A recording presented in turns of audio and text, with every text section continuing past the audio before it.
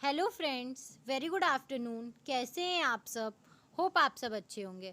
जैसा कि आप लोगों को पता है, ये हमारी बिजनेस इकोनॉमिक्स की सीरीज़ चल रही है, जिसमें आज का टॉपिक स्टार्ट करने से पहले मैं आपको एक छोटी सी इन्फॉर्मेशन देना चाहूँगी कि अगर आपको इस सब्जेक्ट या किसी भी सब्जेक्ट के नोट्स परचेस करने हो तो आप मेरा डिस्क्रिप्शन बॉक्स चेक कर सकते हैं। तो आइए हम आज का अपना टॉपिक स्टार्ट करते हैं। नेक्स्ट है हमारा नेचर ऑफ इकोनॉमिक्स।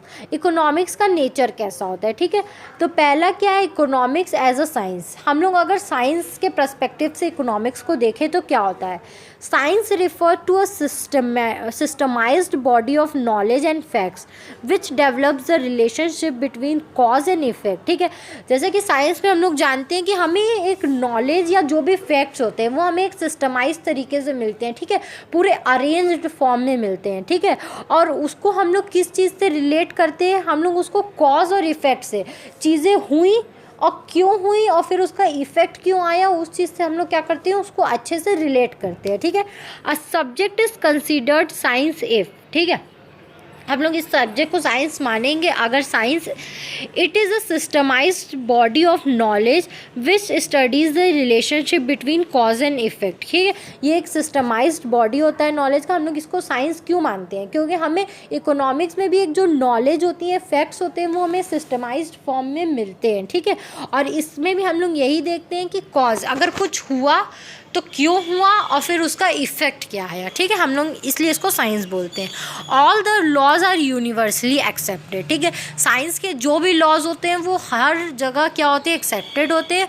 और इकोनॉमिक्स में भी जो भी लॉज होते हैं वो यूनिवर्सली क्या होते हैं, एक्सेप्टेड होते हैं। इसलिए हम लोग इसको साइंस बोलते हैं। It is a capable of measurement. Economics में जो भी चीज़ें वो आएंगी हमारे पास, हम उसको क्या कर सकें, मेज़र आराम से कर सकते हैं, जैसे हम लोग साइंस में करते हैं। It has ability to forecast, और इकोनॉमिक्स के पास ये भी एक एबिलिटी होती है कि वो क्या कर सके, फ्यूचर को भी देख सके, उसको भी क्या कर सके, समझ सके, ठीक है। Economics is a science because, अब इकोनॉमिक्स साइंस है क्यों, ठीक है। हमने साइंस के ऊपर सारे फीचर्स देखे। अब इकोनॉमिक्स जो है वो साइंस है क्यों। It is a systematic body of knowledge and facts related with both micro and macroeconomics are systematically collected, classified, analyzed। क्यों, क्योंकि ये भी हमें एक सिस्टमाइज्ड फॉर्म में नॉलेज मिलता है, चाहे वो माइक्रो का हो चाहे मैक्रो का हो, और फिर हम लोग उसको कलेक्ट करते हैं, क्लासीफाई करते हैं और फिर हम लोग उसको एनालाइज करते हैं, ठीक है। It develops relationship between cause and effects. For example, due to increase in price of the commodity, the demand of commodity decreases, ठीक है। इसमें हम लोग cause और effect भी देखते हैं कि अगर ये चीज़ हुआ तो इसका effect क्या आया। जैसे कि अगर कोई भी पर्टिकुलर चीज़ का दाम बढ़ जाता है तो उस दाम के बढ़ने से उसकी डिमांड कम हो जाती है, ठीक है। तो ये चीज़ हम लोग क्या करते हैं, इकोनॉमिक्स में हमेशा पढ़ते हैं। All the laws in economics are universally accepted like law of demand, law of supply, etc, ठीक है। जो इकोनॉमिक्स के भी लॉज हैं उसको क्या किया गया है, पूरा यूनिवर्सली एक्सेप्ट किया जाता है, जैसे कि law of demand, law of supply, ये सब, ठीक है।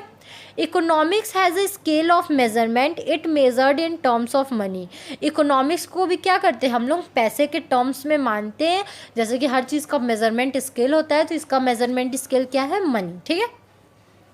It can make future predictions, हम लोग इस चीज़ से क्या कर सकते हैं, फ्यूचर में क्या होने वाला है उसको अच्छे से प्रिडिक्ट कर सकते हैं, मतलब अंदाज़ा लगा सकते हैं, ठीक है। However, it is to be noted that economics is not a perfect science, ठीक है। This is because, लेकिन इसमें ये भी बोला जाता है कि जो इकोनॉमिक्स है वो परफेक्ट साइंस नहीं है। क्यों, economics don't have uniform opinion about a particular यूनिवेंट, ठीक है। जैसे साइंस होता है, साइंस में हमारा क्या होता है, हर चीज़ के लिए एक ही ओपिनियन होता है, लेकिन इसमें क्या होता है, एक ही ओपिनियन हर इवेंट के लिए नहीं होता है। The subject matter of economics is the economic behaviour of man which is highly unpredictable, ठीक है। इसमें सब्जेक्ट मैटर जो होता है इकोनॉमिक्स का, वो इकोनॉमिक बिहेवियर होता है मैन का, ठीक है। मैन क्या काम कर रहा है अपनी इकोनॉमिक्स में, ठीक है, विच इज़ हाईली अनप्रिडिक्टेबल, जो कि मतलब अनप्रिडिक्टेबल माना जाता है, ठीक है। दूसरा क्या है, इकोनॉमिक्स एज एन आर्ट। अब इकोनॉमिक्स को आर्ट क्यों बोला गया है,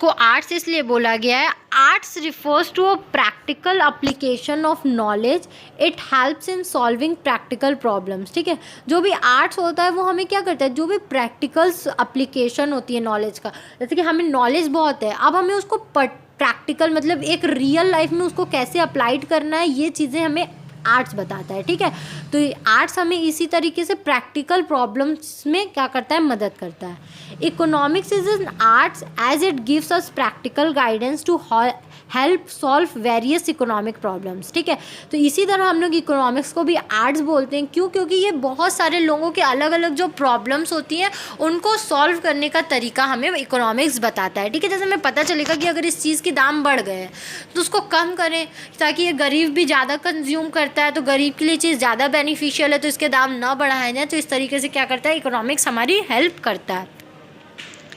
Science lays down principles, whilst arts puts these principles into practice. Unlike science, which is theoretical, art is practical. ठीक है, साइंस हमें क्या दे देता है, सारे प्रिंसिपल्स दे देता है, फिर आर्ट्स क्या करता है, उन सारे प्रिंसिपल्स को हमसे अप्लाइड कैसे करना है ये बताता है। ठीक है, उसी तरह क्या है, हमारा जो इकोनॉमिक्स भी है वो भी क्या है, नॉलेज भी है और उसमें प्रैक्टिकल अप्लायंसेस भी है। ठीक है, जैसे साइंस हमारा थ्योरेटिकल है और आर्ट हमारा प्रैक्टिकल है, उसी तरह हमें इकोनॉमिक्स में थ्योरेटिकल और प्रैक्टिकल दोनों चीज़ों की ज़रूरत होती है, इसलिए हम लोग इसको arts as well as science both बोलते हैं। ठीक है, आई होप आपको ये टॉपिक समझ में आया हो। अगर फिर भी आपको कहीं भी कोई भी प्रॉब्लम हो तो आप मुझे कमेंट सेक्शन में कमेंट करके पूछ सकते हैं।